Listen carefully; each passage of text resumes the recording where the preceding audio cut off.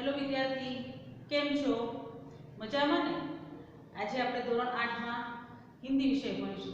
તો હિન્દી વિષયમાં આપણે આજે કાવ્ય કયું છે તો કાવ્ય નંબર છે 4 ઉઠો ધરા કે અમર સપૂતો।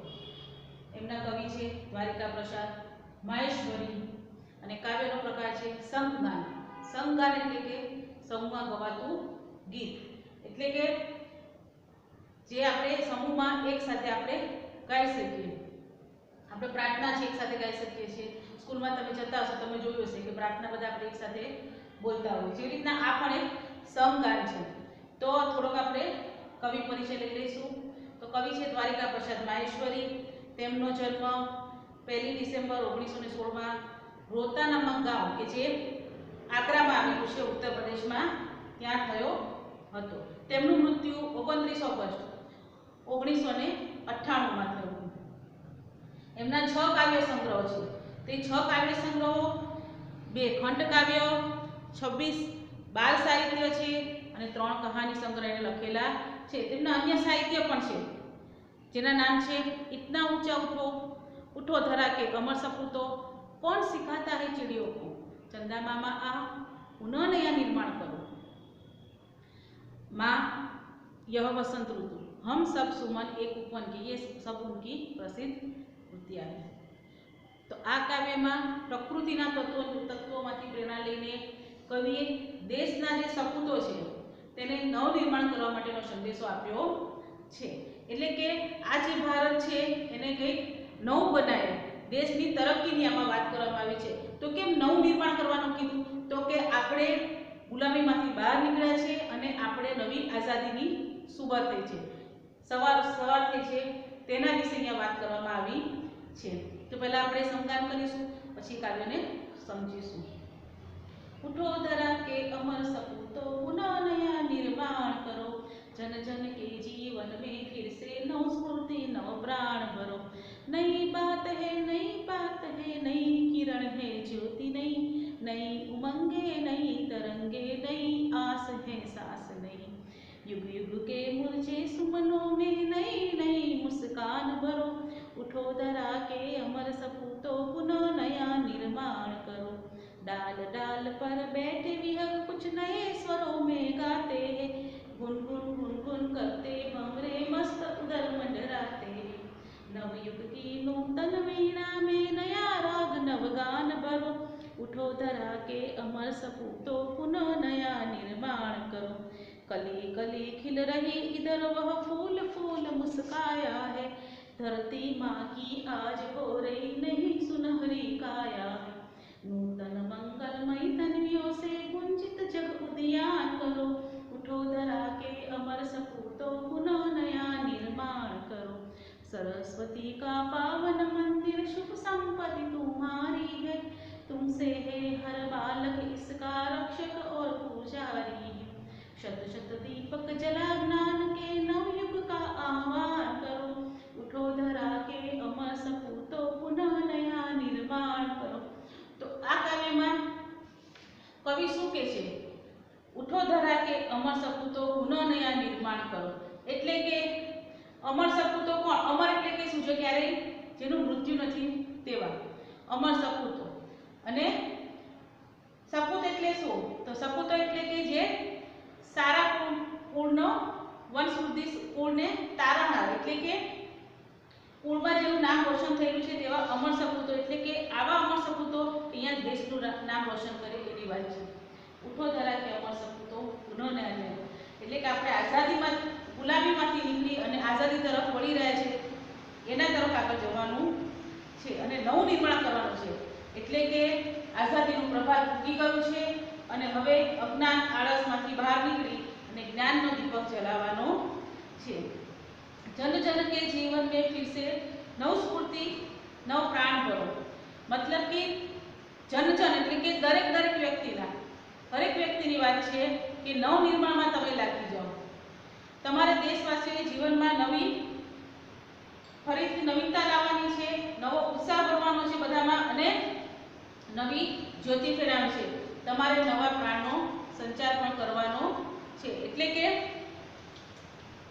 જ્યારે તમે અત્યારે જોયું હશે કે દેશમાં અત્યારે ઓલિમ્પિક રમત ચાલી રહી છે, તો એમાં આપણે શું નવું કર્યું? તો કે ભારતે આ વખતે 7 વર્ષ પછી ગોલ્ડ મેડલ જીત્યો. આપણને આ વખતે 7 મેડલ મળ્યા, ગોલ્ડ મેડલ, કાંસ્ય અને ચંદ્રક થયું, પણ આપણે એ હાસિલ તો કર્યા જ. એવી રીતના આપણે આપણું નામ પણ દેશમાં રોશન કરવાનું છે. દેશમાં નવનિર્માણ કરવાનું છે, કંઈક નવી ઉપલબ્ધિઓ પ્રાપ્ત કરવાની છે. તો આ વખતે આપણે ઓલિમ્પિકમાં ઉપલબ્ધિઓ પ્રાપ્ત કરી છે, દુનિયામાં આપણું નામ ગુંજીત થયું. એટલે કે આપણે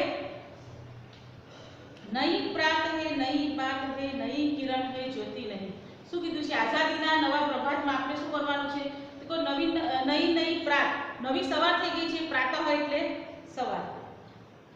નઈ બાત હે એટલે કે નવી વાત કરવાની કીધી છે, એટલે કે જે પણ તમે કંઈક નવીન કરો એની ચર્ચા કરવાનું કીધું છે. નવી વાતો કરવાની છે તમારે. શેના બાબતમાં? તો દેશનો વિકાસ કેવી રીતના થાય, દેશ આગળ કેમ વધે. આપણને બધાને, દેશના દરેક વ્યક્તિને, જનજનને કીધું છે તમે કંઈક નવી વાત કરો, નવી ચર્ચા કરો, દેશ આગળ કેમ આવે તેનું નવનિર્માણ કરો, નવી રચનાઓ કરો. શું દેશમાં ઘટે છે, શું નવું કરવું જોઈએ, એના વિશેની વાત છે. નઈ કિરણ હે, જ્યોતિ નહીં. શું કીધું છે? કે નવી કિરણ એટલે કે જે સવાર પડ્યું છે ને જે કિરણો છે એ પણ નવી જ છે. નવી કિરણો આવી છે. એ રીતના તમે જે ગુલામીમાંથી આપણે જે આઝાદીમાં આવ્યા છે, એ નવી સવાર પડી છે, એમાં આપણે આગળ વધવાનું છે. નઈ બાત હે, નઈ કિરણ હે, જ્યોતિ નહીં. નઈ ઉમંગે, નઈ તરંગે, નઈ આસ હે, સાસ નહીં. ઉમંગ, તમારામાં ઉત્સાહ પણ હોવો. ઉમંગ યાની કે ઉત્સાહ.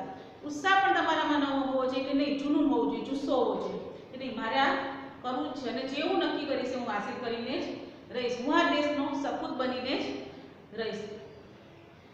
નઈ તરંગે, નવી તરંગો એટલે કે લહેરોની વાત છે. કંઈક નવું લાવીશ, એના જૂના પુરાણમાં હું નહીં રહું અને નવી ટેકનોલોજી દ્વારા નવી તરંગો હું એમાં ઉમેરીશ અને દેશને ટેકનોલોજીમાં પણ હું આગળ વધીશ. નઈ આસ એ સાસ નહીં. શું કીધું છે? નવી આસ. આસ એટલે આશા અને સાસ એટલે શ્વાસ. એટલે કે હું નવી ઉમંગ, નવી ઉત્સાહથી જે નવી તકો મને મળશે, એ નવી લહેરોને હું લઈ અને જે મારા મનમાં જે નવી આશાઓ છે, નઈ સાસ એટલે કે જે નવી આશાઓ છે તે મારા સ્વરોમાં હું નવીનતા લાવીશ. હું સારી એવી આગળ વધીશ. યુગ યુગ કે મુરઝે સુમનો મેં નઈ નઈ મુસ્કાન ભરો. એટલે કે આ યુગો યુગોથી મુરઝે એટલે કે કરમાઈ ગયેલા જે ફૂલો છે એમાં હું નવી મુસ્કાન ભરીશ, એને હું ખીલવીશ. કે ગુલામીમાં આપણે હતા એટલે આપણો દેશ સાવ મુરઝાઈ ગયો હતો. કોઈને નવું કરવાની, નવી આ વાત આગળ કરવાની કોઈનામાં ઉત્સાહ ઉમંગ હતો નહીં. એવો જુસ્સો હું જોવા માંગુ છું, નવી આસ ભરવા માંગુ છું. યુગ ઉઠો ધરા કે અમર સપૂતો, પુનઃ નયા નિર્માણ કરો. ડાલ ડાલ પર બેઠ વિહંગ કુછ નए સ્વરો में गाते. શું કીધું છે? કે આઝાદીના નૂતન પ્રભાત તો થઈ ગઈ, આપણે ગુલામીમાંથી આઝાદ તો થઈ ગયા, પણ જે વિહંગ એટલે પક્ષી, પક્ષીમાં પણ નવીનતા આવી છે. એ પણ નવા ગીતો ગાય છે. આપણે મેં કીધું ને આગળ કે પ્રકૃતિમાંથી પ્રેરણા લેવાનું કીધું છે કવિએ. તો પહેલા શું આવ્યું? ફૂલો આવ્યા. જે સુમનો, સુમન યાની કે પુષ્પ, પુષ્પમાંથી આપણને પ્રેરણા લીધી કે તમે પણ ફરીથી નવા ખીલો, નાની કળી છે એમાંથી ફૂલ બનો. એવી રીતના જ ડાલ ડાલ પર બેઠે વિહંગ, વિહંગ યાની કે પક્ષી. વિહંગનો સામાન્ય અર્થ શું થશે? પક્ષી. પક્ષી પણ નવા નવા ગીતો ગાય છે. દરેક ડાલ ઉપર જે પક્ષી બેઠા છે એનામાં પણ નવો રાગ છે, નયા સ્વરોમાં પણ એ લોકો ગાય છે, એનામાં પણ નવીનતા જોવા મળે છે. એ લોકો પણ પ્રસન્ન છે. વૃક્ષો પર, ડાળીઓ પર, પક્ષીઓ પણ ખુશ છે, એમાં પણ નવીનતા જોવા મળે છે અને તેઓ પણ ખુશીનું ગીત ગાઈ રહ્યા છે કે અમે પણ આઝાદ થઈ ગયા છે. જ્યારે દેશ ગુલામ હતો તો પ્રકૃતિ ઉપર પણ અસર થતી હતી, તો આપણે તો મનુષ્ય છે એટલે આપણે પણ ગુલામીમાંથી બહાર નીકળવાનું છે. અજ્ઞાનતાનો જે દીપક છે એને ફરીથી જ્વલિત કરવાનો છે. ગુનગુન ગુનગુન કરતે ભંવરે મસ્ત ઉધર મંડરાતે. જો પહેલા પુષ્પની વાત થઈ, પક્ષીની વાત થઈ, હવે કોની વાત આવી? તો કે ગુનગુન કરતે ભંવરે. એમાં પણ તમને નવો રાગ જોવા મળે છે, એમાં પણ તમને એકદમ નવીનતા જોવા મળે છે કે એ પણ મસ્ત ઇધર ઉધર મંડરાતે, એ પણ એકદમ ખુશ છે કે મારો દેશ હવે આઝાદ થઈ ગયો છે, હવે મારે દેશની તરક્કીમાં ધ્યાન આપવાનું છે. નવયુગ કી નૂતન વીણા મેં નયા રાગ નવ ગાન ભરો. નવયુગ, નવો યુગ શરૂ થયો છે. જે પુરાનો યુગ હતો એ પૂરો થઈ ગયો છે.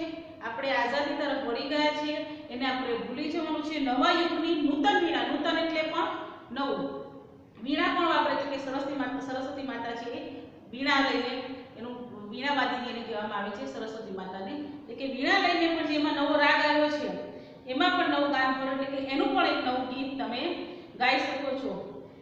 ઉઠો ધરા કે અમર સપૂતો પુનઃ નયા નિર્માણ કરો. કલી કલી ખીલ રહી ઇધર વહ ફૂલ ફૂલ મુસ્કાયા. શું કહે છે? બગીચામાં કળીઓ ખીલી રહી છે, દરેક ફૂલ ઉપર મુસ્કાન જોવા મળે છે. પ્રકૃતિમાં શું ફેરફાર થયો છે? તો આપણે તો સામાન્ય મનુષ્ય છે, તો આપણામાં પણ આપણે ફેરફાર કરવો જોઈએ. કલી કલી ખીલ રહી ઇધર વહ ફૂલ મુસ્કાયા હૈ, એટલે કે પ્રકાશ ફેલાયો છે આખા દેશમાં. શેનો પ્રકાશ ફેલાયો છે? તો કે સ્વતંત્રતાનો. પહેલા જે અજ્ઞાનતા હતી એ જ્ઞાનનો દીપક જલાવી દીધો છે. હવે તો કે સ્વતંત્રતાનો પ્રકાશ ફેલાઈ ગયો છે, દરેકે નવા પ્રકાશ તરફ આગળ વધવાનું છે અને ફૂલ ફૂલ દરેક મુસ્કાઈ રહ્યા છે. આપણે પણ તેવી રીતના મુસ્કાઈને દેશને આગળ લાવવાનો છે, એટલે કે દેશમાં વિકાસ કરવાનો છે. નવીન કંઈક ને કંઈક નવી વસ્તુની નવનિર્માણ, નવ રચના કરવાની છે, નવા સાધનો વિકસાવવાના છે અને આપણે પણ કંઈક નવીન કરી અને દેશમાં નામ રોશન કરવાનું છે. કલી કલી खिल रही इधर वह फूल फूल मुस्काया है, धरती माँ की आज हो रही नई सुनहरी काया. શું કીધું છે? ધરતી માં, એટલે કે ધરતી મામાં પણ, ધરતી માને પણ આજ સુનહરી કાયા, સુનહરી એટલે કે સોના જેવી, કાયા એટલે કે શરીર, કંચન જેવું એનું શરીર પણ આજે ચમકી રહ્યું છે. કેમ? કે નવી સવાર પડી છે, નવા કિરણો છે, બધું જે અનાજ હાથ છે બધું છે ખેતરો લહેરાઈ રહ્યા છે. પ્રકૃતિમાં તો એકદમ ખુશી દેખાઈ આવે છે.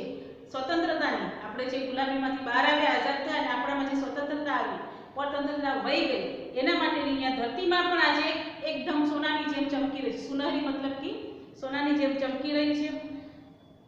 નૂતન મંગલમય ધ્વનિઓ સે ગુંજિત જગ ઉદ્યાન કરો, એટલે કે જે આ સંસારરૂપી જે આખો બગીચો છે, જે સંસારરૂપી આખો બગીચોને ગુંજિત કરવાનો છે, શેનાથી? તો કે નૂતન મંગલમય ધ્વનિઓ છે, એટલે કે શુભ, સારી, માંગલિક ધ્વનિઓ, એટલે કે સારા એવા ધ્વનિઓથી આપણે એને દેશને આગળ લાવવાનો છે અને આ સંસારરૂપી બગીચાનું, એટલે કે આપણે બધાનું, દરેક જનનું આપણે સારું વિચારવાનું છે, ઉદ્ધાર કરવાનો છે અને દેશ માટે પણ કંઈક બલિદાન આપવાની વાત છે. ઉઠો ધરા કે અમર સપૂતો પુનઃ નયા નિર્માણ કરો.